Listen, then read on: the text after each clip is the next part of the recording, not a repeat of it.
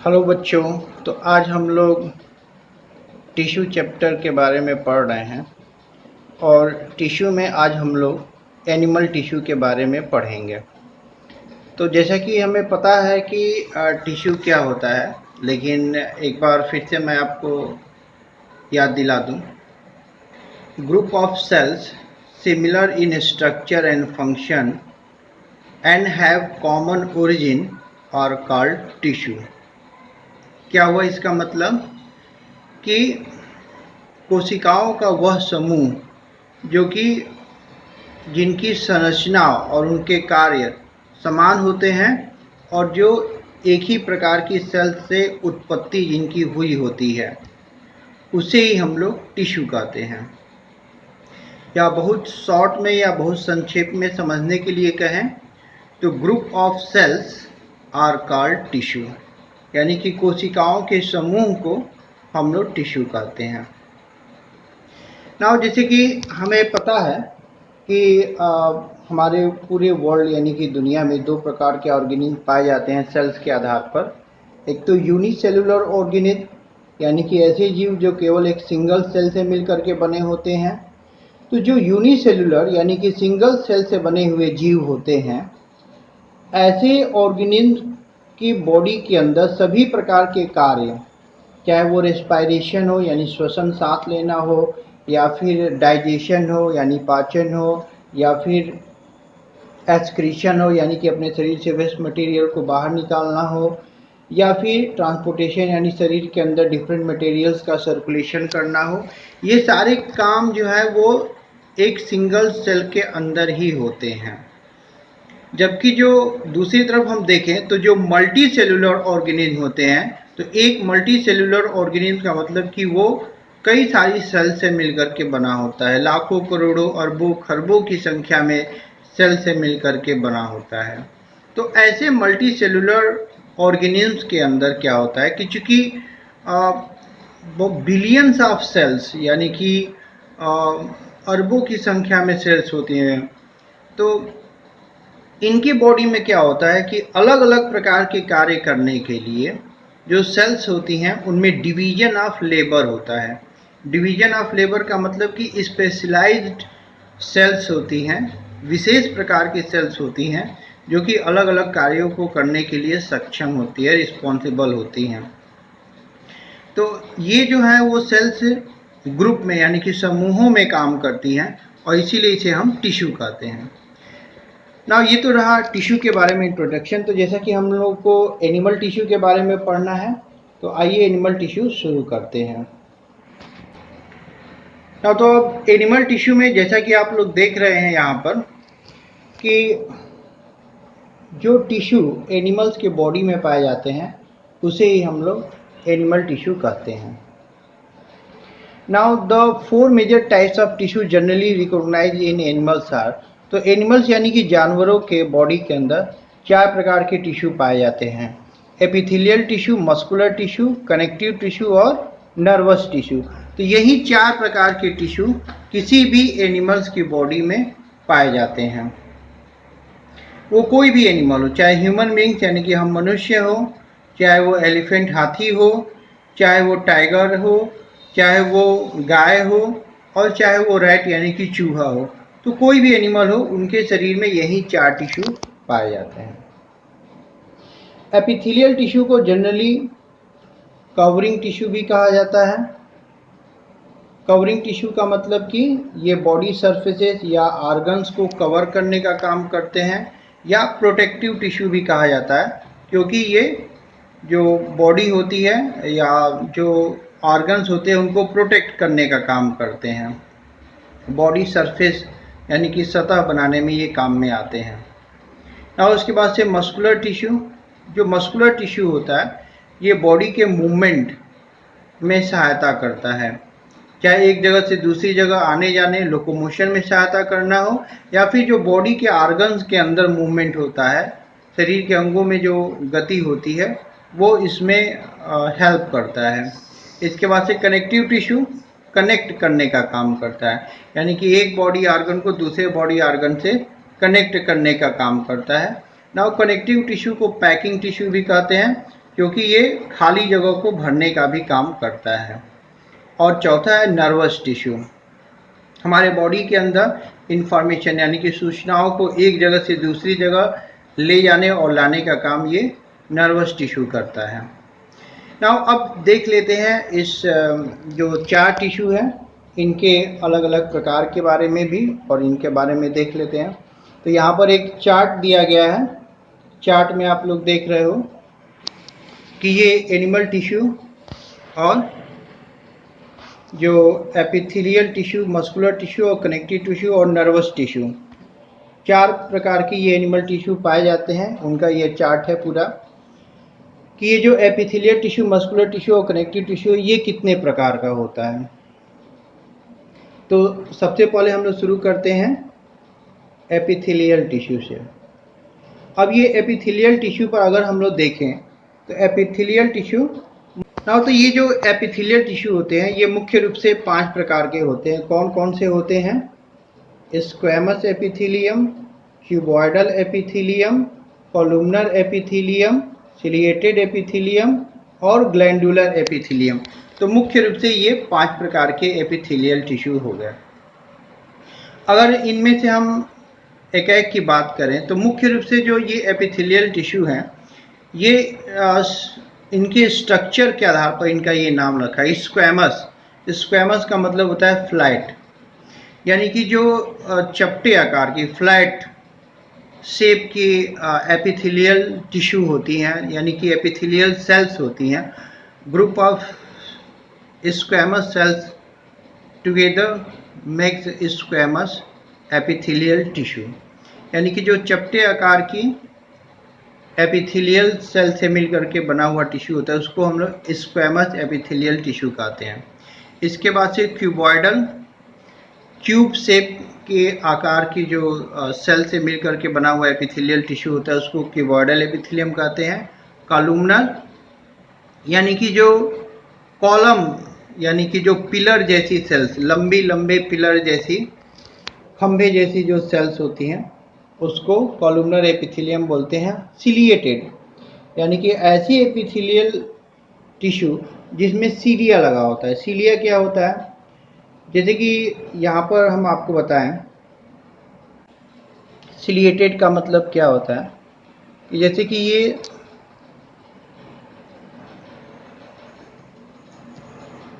चार हम सेल्स बना रहे हैं। मान लीजिए कि ये एपिथेलियल सेल्स है और इसको आप बोल सकते हैं कि कॉलुमनर एपिथेलियम है क्योंकि ये pillar like, column like cells हैं। अब सिलिएटेड का मतलब सीलिया, स्मॉल हेयर लाइक जो स्ट्रक्चर होता है उसको हम लोग सीलिया बोलते हैं। जो स्मॉल हेयर लाइक स्ट्रक्चर होता है उसको हम लोग क्या बोलते हैं? सीलिया बोलते हैं। तो इसके ऊपर स्मॉल हेयर लाइक स्ट्रक्चर ऐसे पाए जाएंगे।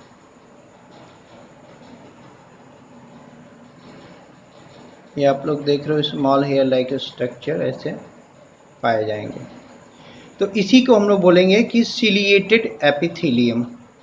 इसके बाद से फिर आता है ग्लैंडुलर एपिथेलियम। ग्लैंडुलर एपिथेलियम का मतलब कि वो एपिथेलियम टिश्यू जिसमें ग्लैंड्स यानी कि ग्रंथियां होती हैं।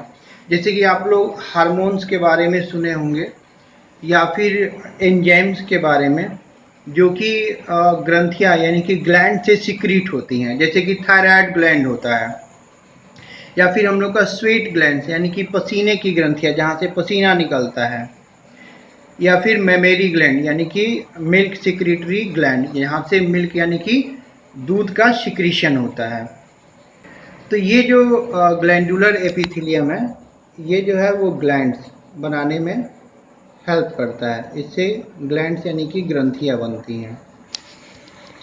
नाउ अब इसके बाद से फिर हम आते हैं मस्कुलर टिश्यू के ऊपर। नाउ जो मस्कुलर टिश्यू होता है ये मुख्य रूप से 3 प्रकार का होता है। Striated muscular tissue, unstriated muscular tissue और कार्डियक मस्कुलर टिश्यू। तो ये 3 प्रकार का मस्कुलर टिश्यू होता है। ना जो स्ट्राइएटेड की बात हो रही, स्ट्राइएटेड का मतलब होता है कि ऐसी मसल सेल्स जिसके ऊपर अल्टरनेट रूप से लाइट और डार्क बैंड होते हैं उसको हम लोग स्ट्राइएटेड मसल्स टिश्यू कहते हैं। जैसे कि उदाहरण के तौर पर मान लीजिए कि ये एक मसल टिश्यू की सेल है स्ट्राइएटेड, तो इसके ऊपर क्या होगा कि अल्टरनेट डार्क और लाइट बैंड होंगे, अल्टरनेट डार्क और लाइट बैंड होंगे। ये आप देख रहे हैं कि यहाँ पर क्या हो रहा है, अल्टरनेट डार्क और लाइट। जैसे कि ये वाला पोर्शन ये लाइट बैंड है, ये डार्क बैंड है, ये लाइट बैंड है, ये डार्क बैंड है। तो इस तरीके से ये होता है। और अनस्ट्राइएटेड मस्कुलर टिश्यू में क्या होता है कि अल्टरनेट डार्क और लाइट बैंड नहीं होता है। जो कार्डिएट मस्कुलर टिश्यू होता है ये केवल और केवल हार्ट में पाया जाता है, यानी कि हृदय में पाया जाता है।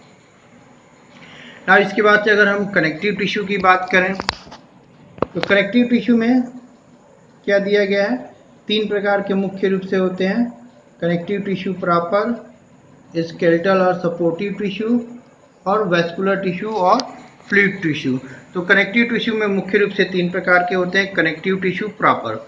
अब कनेक्टिव टिश्यू प्रॉपर में भी अगर हम देखें तो एरियोलर टिश्यू होता है और एडिपोज टिश्यू होता है, टेंडन्स होते हैं और लिगामेंट्स होते हैं। ना अब इसमें एक एक के बारे में देखते हैं। सबसे पहले आते हैं एडिपोज टिश्यू के बारे में। तो कनेक्टिव टिश्यू में जो एडिपोज टिश्यू होता है यह मुख्य रूप से जो आर्गन्स या जो खाली जगह होती है बॉडी के अंदर उसको भरने का काम करता है। जैसे कि स्किन और मसल्स के बीच में जो जगह होती है वहाँ पर ये पाया जाता है। तो शरीर के लगभग हर हिस्से में ये पैकिंग टिश्यू का काम करता है। इसके बाद से फिर अगर हम बात करें एडिपोज टिश्यू की, यानी कि इस टिश्यू की अगर हम बात करें तो हम लोग के बॉडी के अंदर जो एक्स्ट्रा फैट होता है ये एडिपोज टिश्यू में स्टोर होता है। तो आप लोग देखते हैं कि जो ज़्यादा फैटी ऑयली सब्सटेंसेस खाने वाले लोग होते हैं वो मोटे हो जाते हैं। होता है कि उनकी स्किन के नीचे ये एडिपोज टिश्यू ज़्यादा मात्रा में फैट स्टोर करने लगता है, जिससे कि वो उनके शरीर फूल जाती है। ना इसके बाद से टेंडन्स की बात करें और लिगामेंट्स की बात करें तो जो टेंडन होता है और जो लिगामेंट होता है, ये टेंडन और लिगामेंट क्या करते हैं, ये कनेक्ट करने का काम करते हैं।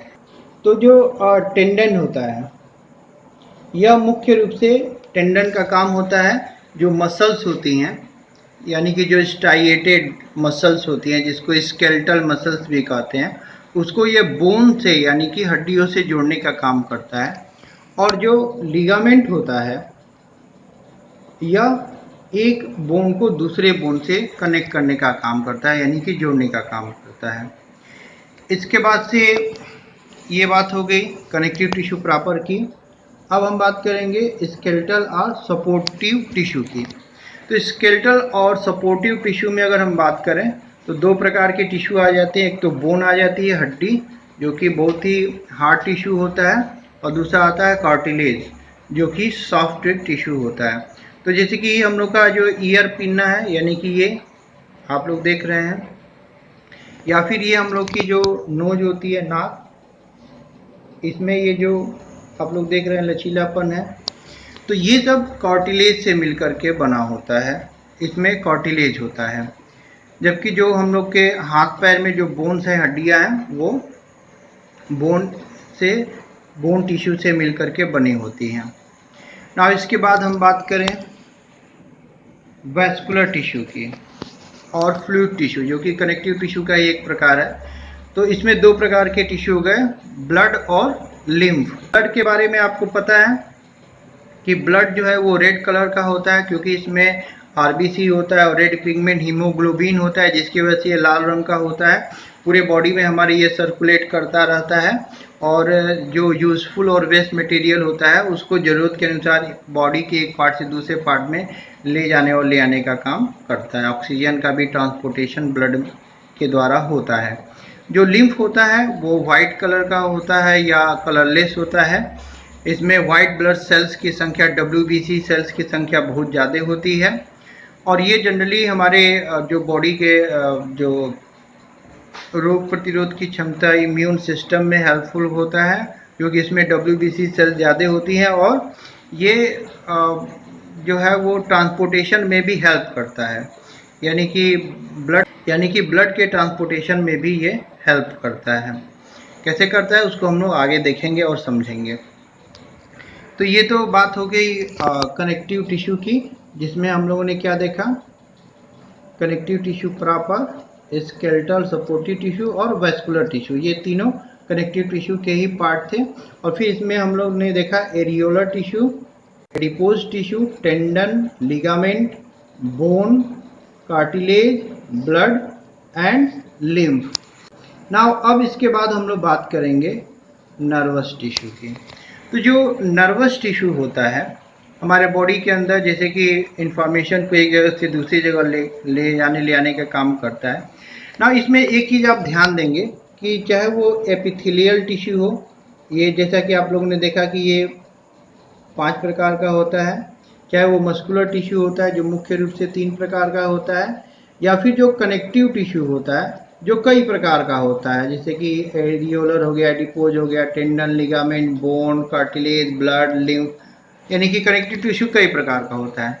लेकिन जो नर्वस टिश्यू होता है उसका कोई प्रकार नहीं होता है। नर्वस टिश्यू एक ही प्रकार का होता है, क्योंकि यह केवल एक ही प्रकार की सेल्स से, यानी कि नर्व सेल से ही मिलकर के बना होता है, इसीलिए इसका कोई दूसरा प्रकार नहीं होता है। ना जो नर्व टिश्यू होता है वो मुख्य रूप से हमारे बॉडी के अंदर ब्रेन, स्पाइनल कॉर्ड और फिर जो बॉडी के अंदर नर्व सेल्स का नेटवर्क पूरा फैला हुआ है, ये सब नर्वस टिश्यू के अंतर्गत आता है। तो यहाँ पर मैंने एक आपको जानकारी दी जो टिश्यूज़ के बारे में था। अब जैसे कि एपिथेलियल टिश्यू के बारे में, जैसे मैंने बताया ये कवरिंग टिश्यू होता है या प्रोटेक्टिव टिश्यू होता है, कवर करने का काम करे। जो बॉडी के ऑर्गन्स होते हैं, सरफेस होते हैं, ये सब एपिथेलियल टिश्यू से बने होते हैं। जैसे हम लोग का स्किन होता है, बॉडी की जो त्वचा होती है, ये एपिथेलियल टिश्यू से बनी होती है। और जो इंटरनल ऑर्गन्स भी होते हैं उनके भी जो सरफेस होते हैं या फिर जो एक्सटर्नल या इंटरनल उनके सरफेस होते हैं उसको कवर करने का काम करता है। और ये शेप और के आधार पर जो है ये 5 प्रकार का होता है, जिसके बारे में मैंने आपको बताया। ये शरीर के लगभग सभी पार्ट में पाया जाता है। मस्कुलर टिश्यू ये 3 प्रकार का होता है। स्ट्राइएटेड, जिसको हम लोग स्केलेटल मसल भी कहते हैं। स्केलेटल मसल्स इसलिए कहते हैं क्योंकि ये बोन्स यानी कि हड्डियों से जुड़ा रहता है।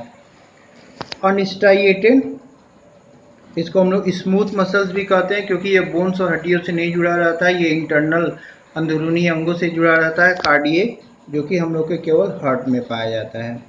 कनेक्टिव टिश्यू में मैंने आपको जैसे बताया ही, कनेक्टिव टिश्यू प्रॉपर, स्केलेटल और वेस्कुलर। इसमें areolar tissue, adipose, tendon, ligament, bone, cartilage, blood, lymph और फिर लास्ट में नर्वस टिश्यू। तो ये एनिमल टिश्यू का पूरा एक इंट्रोडक्शन हो गया आपके लिए। अब ये एपिथेलियल टिश्यू के फंक्शन क्या है, कहाँ कहाँ बॉडी में पाए जाते हैं, स्क्वेमस टिश्यू कहाँ पाया जाता है, क्यूबॉइडल एपिथेलियम कहाँ पाया जाता है, क्या काम करता है, कॉलुमनर एपिथेलियम कहाँ पाया जाता है, क्या काम करता है, ग्लैंडुलर एपिथेलियम कहाँ पाया जाता है, क्या काम करता है। तो इन सब के बारे में, या फिर मस्कुलर टिश्यू कहाँ कहाँ पाया जाता है, क्या काम करता है, इन सब के बारे में डिटेल में, फिर एक एक टिश्यू के बारे में, इसके कहाँ कहाँ पाया जाता है, तो नेक्स्ट वीडियो में हम लोग इसके बारे में पढ़ेंगे, समझेंगे। अभी ये हम एक प्रकार से समझिए कि ये टिश्यू का इंट्रोडक्शन रहा, जिसमें आपने एनिमल टिश्यू के 4 प्रकार, epithelial, connective tissue, muscular tissue, nervous tissue और उनके भी फिर प्रकार, यानी कि एपिथेलियल टिश्यू के कितने प्रकार हैं, कौन कौन से हैं, मस्कुलर टिश्यू के कितने प्रकार हैं, कौन कौन से हैं, और नर्वस टिश्यू के कितने प्रकार हैं, कौन कौन से हैं, और कनेक्टिव टिश्यू के कितने प्रकार हैं और कौन कौन से, ये देखा, जाना और समझा। अब एक एक टिश्यू के बारे में और उनके फंक्शंस के बारे में हम लोग नेक्स्ट वीडियो में जानेंगे, समझेंगे। इससे आपके दिमाग में एक पिक्चर बैठ गई है एनिमल टिश्यू के बारे में, जिससे कि आप लोगों को एनिमल टिश्यू को अच्छी तरीके से समझने में, याद करने में और लर्न करने में, रिवीजन करने में ज़्यादा आसानी होगी, ऐसी मुझे उम्मीद है। तो मेरे वीडियो को लाइक कीजिए, शेयर कीजिए, इसमें कमेंट कीजिए और अपने जाने वालों दोस्तों को अधिक से अधिक उनके साथ शेयर कीजिए। और मेरे चैनल पे जो भी वीडियो उपलब्ध हैं उनको देखते रहिए और जानकारी पाते रहिए। धन्यवाद।